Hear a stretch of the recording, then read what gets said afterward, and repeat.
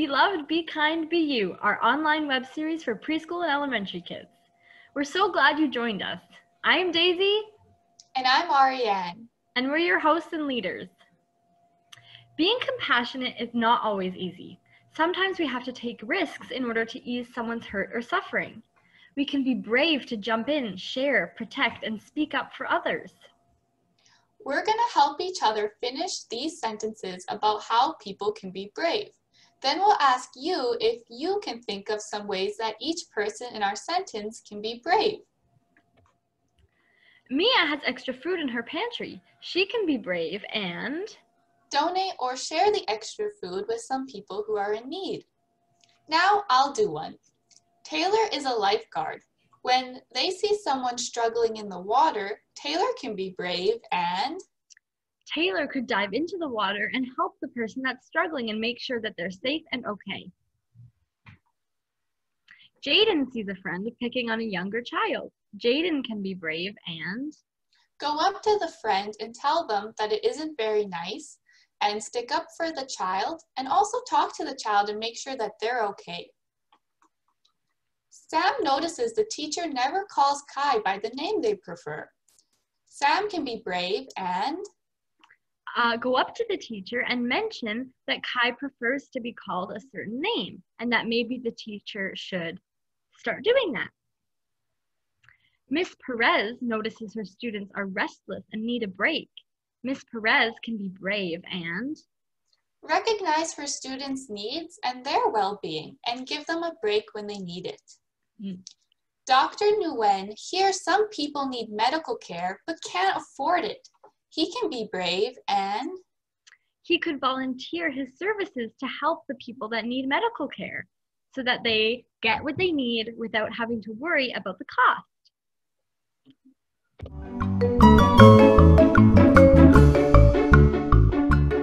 Today's song is about being brave. Being brave doesn't mean you won't feel scared. It means it is okay to feel scared. But we can have compassion so we will feel brave enough to make choices that ease the hurt of others. And we can always ask a grown-up to help. We can be a team to show compassion.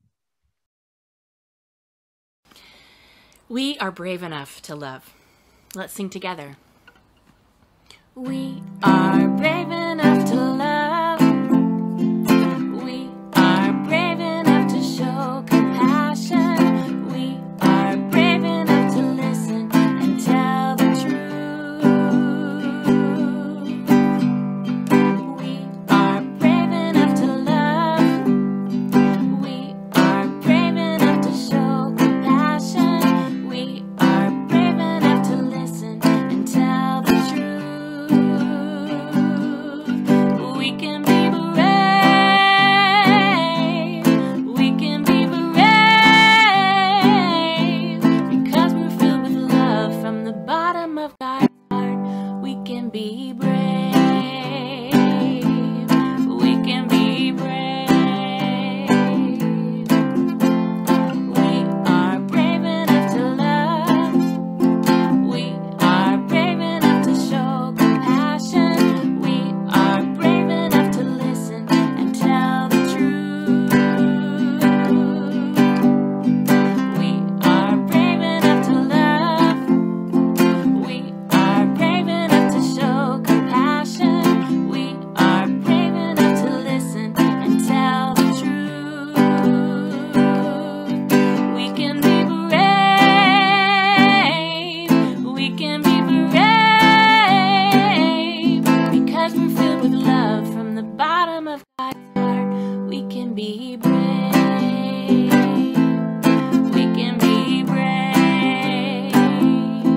We can be brave. We can be brave.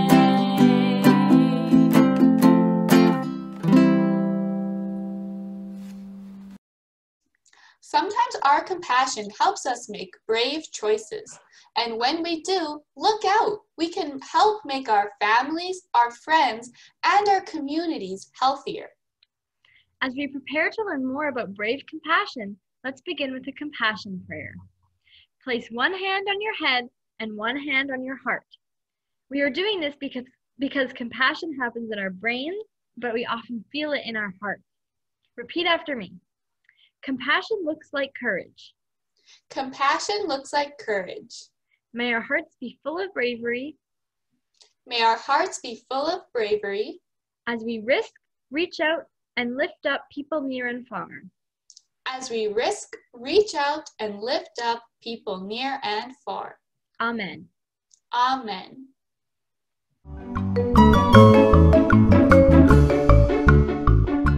Now we're going to read a story about bravery and compassion. This story is called Miss Hazeltine's Home for Shy and Fearful Cats. When Miss Hazeltine opened her home for shy and fearful cats, she didn't know if anyone would come. But come they did. He runs from mice. She's scared of birds. Can't pounce, won't purr. Hopeless, worthless, afraid of everything. Strays who could read Miss Hazeltine's sign skittered in on their own. Then there was Crumb, the most timid of all. He dashed through the door. And hid. Miss Hazeltine began her lessons at once. In the morning, she taught bird basics. In the afternoon, climbing up, followed by climbing down. At night was scary noises. Many cats received extra help in meeting new friends. Miss Hazeltine showed the cats how to hold their tails high, to arch their backs, to think good thoughts. Every day they practiced pouncing. The hardest lesson, how to not fear the broom. Miss Hazeltine didn't mind if some cats only watched. She let them be. Like Crumb. Miss Hazeltine told him that sometimes she got scared. I'm afraid of mushrooms and owls, she confided, and I've never liked the dark. She praised Crumb's love of pitch-black places. Crumb laughed up every word. One day he hoped to find the courage to thank her. Still he worried. Would he ever be brave? Soon more cats came to Miss Hazeltine's home, and more and more. So many arrived that on a Monday at 5 o'clock, when everyone but Crumb was fast asleep, Miss Hazeltine ran out of milk. I'm off to fetch a bucketful, she told Crumb, and we'll be back before dark. Crumb watched her go. But by the time Miss Hazeltine rounded the road back home, the sun had set. The heavy bucket sloshed and slowed her, and her ankles were wibbly-wobbly from all the pouncing. Miss Hazeltine tripped and fell into a ditch. With her ankles sore and throbbing, Miss Hazeltine was stuck. She shivered in the dark, the pitch-black dark.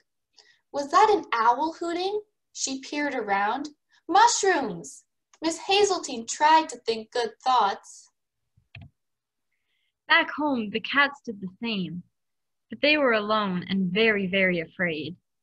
They didn't know where Miss Hazeltine had gone, and they hadn't yet had the lesson on what to do when the lady you love goes missing. But Crumb knew where Miss Hazeltine had gone, and maybe, just maybe, what to do. Crumb stepped into the moonlight. He arched his back, he held his tail high. He gathered the others.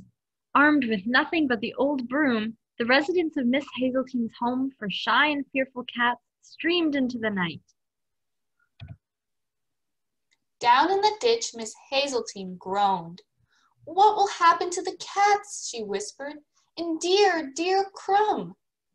Yet something was happening. The cats felt it in their chests. With Crumb at the fore, they followed the sweet smell of milk down the road. Right to Miss Hazeltine. At Crumb's meow, the cats stared down the mushrooms. They purred to drown out the owl's hoots, and they pounced to be sure nothing lurked in the dark. Then they formed a chain of cats to rescue Miss Hazeltine from the ditch. The broom made an excellent crutch.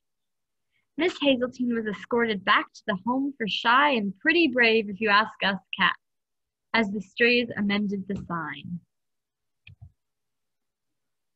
You're as bold as lions, Miss Hazeltine told her rescuers, and whether you stay forever or head out into the world, I will never forget your courage.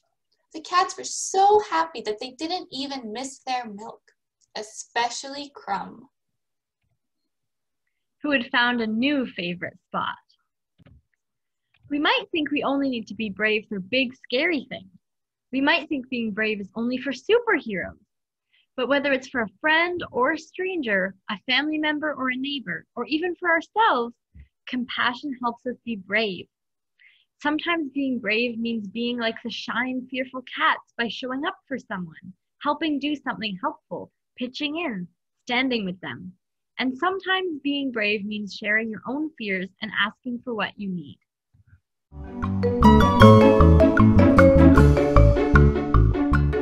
Now, Daisy and I are going to color. And while we color, we want you at home to color along with us. And we're going to discuss some of the things that happened in the story we just read. And while we ask each other questions, you guys at home can also think about the answers. Ariane, what do you think it means to be brave? What does it feel like? Well, I don't think being brave means being afraid. I think being brave means when you are afraid, but you choose to do what you're doing anyways, the thing that's making you afraid. Being brave, I think, is a choice. That even though you're scared, you're still going to do it. I think it can feel pretty scary though. I think it can make you feel nervous. But after you do what you were afraid of and after you've shown bravery, I think you feel really proud of yourself that you overcame that. I agree. That's really smart.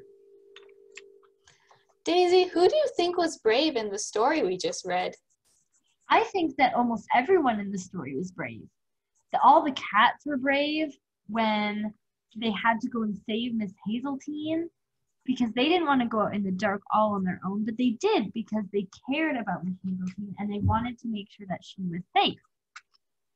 And I think Miss Hazeltine was also brave because when she was all alone in the ditch, she was scared of the dark and scared of the owls and scared of the mushrooms, but she thought good thoughts and she overcame her fear and she was brave. So I think that almost everyone in the story was brave because they felt compassion for the people that they cared about and they helped them. I agree with you, Daisy. I think everyone in that story was really brave. And what was cool is that they all showed their bravery in different ways. Yeah. It's very true. They were all brave in their own way because everybody is scared of something different. Did you have anything that you used to be afraid of, Ariane? Well, I used to be really afraid of spiders. I would get so scared whenever I saw them. But then I realized that I don't have to be scared of spiders. And I learned more about spiders and I learned that they're actually really useful to our environment and they do a lot of great things. So I learned to overcome my fear. That's great. You know, I think I'm still scared of spiders. That's okay. Sometimes I get nervous too when I see them. Yeah. But I just use my bravery to try and overcome my fears. Daisy, has there ever been a time where you had to be brave? That's a tough one. I remember once when I was at school, we had to give some presentations. And my best friend was really scared to get up in front of the class and talk in front of them. And I was really nervous too, but I saw how scared she was and I wanted to help her. So I got up in front of the whole class with her and helped her give her presentation. That's a really amazing story. I was scared, but I wanted to help her. So my bravery helped me, my compassion helped me with my bravery.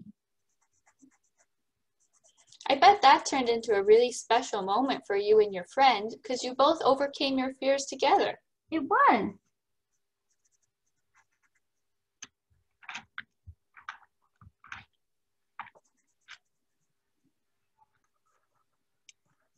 Your coloring is looking really good, Ariane.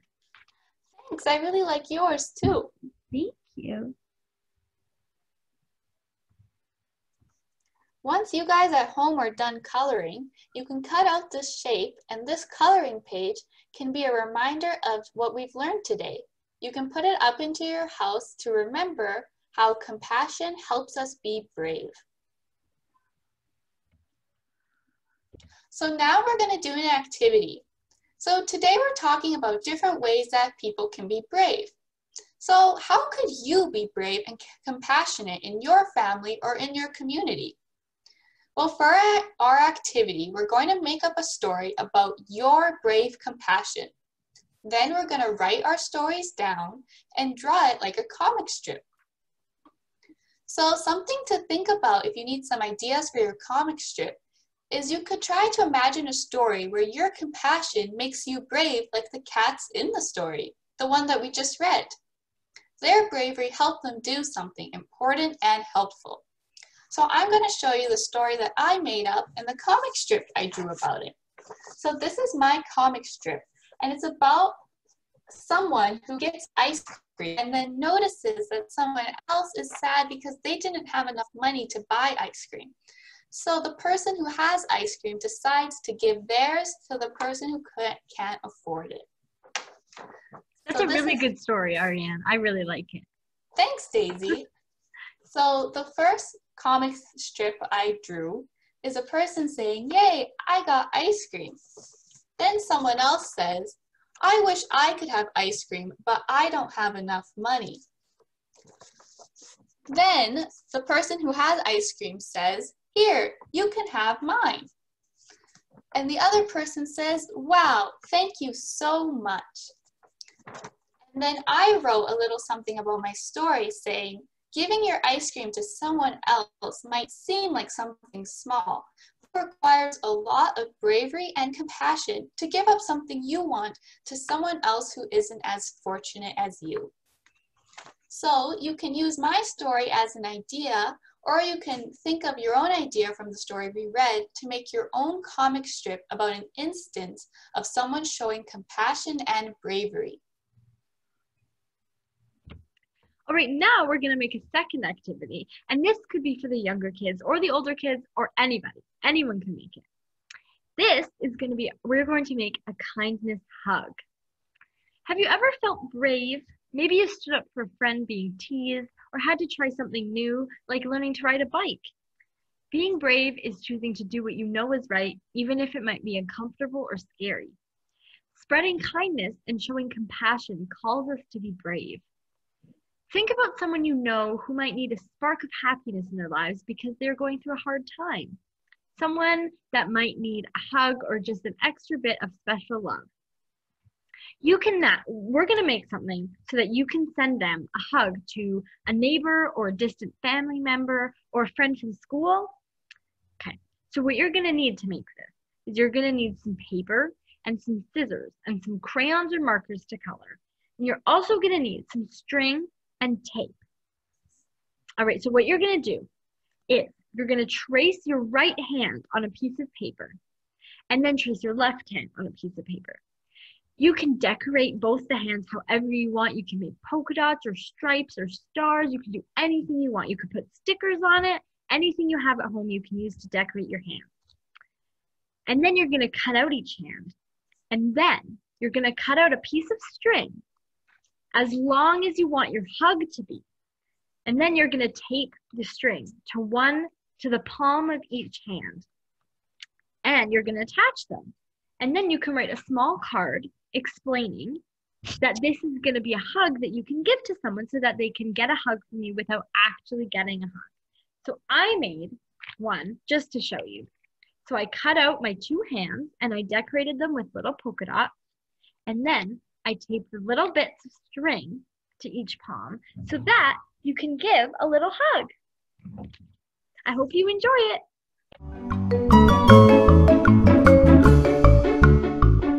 Now we're going to to do our Compassion Camp poster. So over the last few weeks, we've been putting together our large poster and colored some scenes showing compassion. This week, find your poster and find some people being brave and color them however you want. I'm going to show you some examples that I found on my poster of people being brave. I saw that there were these group of people holding signs that were protesting people. They want peace and they want no more hate in the world, and they just want people to be kind to each other, and that takes bravery to show what you want. I also saw that there were some kids sharing a ball at the park, and that takes bravery to give up what you want to share with someone else. Can you find any more acts of bravery and compassion on this poster? All right, everyone, thank you so much for watching, and we hope that you enjoyed it. Our next episode will be coming out next Wednesday. We hope that you will watch. Now, we are going to share a prayer that everyone can do with us. So now we're going to do our closing compassion prayer. So remember to put one hand on your head and one hand on your heart, because bravery and compassion comes from your head and your heart. Compassion looks like courage. Compassion looks like courage. May our hearts be full of bravery as we risk, reach out, and lift up people near and far. May our hearts be full of bravery as we risk, reach out, and lift up people near and far. Amen. Amen.